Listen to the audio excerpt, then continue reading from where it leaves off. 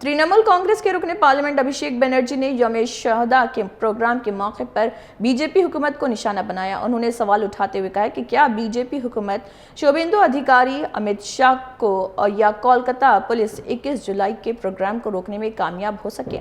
अभिषेक बनर्जी ने दावा किया कि तमाम कोशिशों के बावजूद अवाम की बड़ी तादाद ने प्रोग्राम में शिरकत की, जो तृणमूल कांग्रेस के लिए अवामी हिमायत का सबूत है।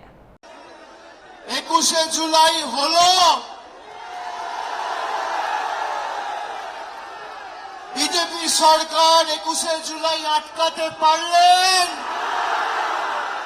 শুভেন্দু অধিকারী 21 জুলাই আটকাতে পারলেন, অমিত শাহ 21 জুলাই আটকাতে পারলেন, কলকাতা পুলিশ 21 জুলাই আটকাতে পারলেন। আজকের এই সমাবেশ প্রমাণ করে দিচ্ছে তৃণমূল কংগ্রেসের কর্মীদের কোনো বিকল্প নেই। যারা নিজেদের তৃণমূল বলে দাবি করত,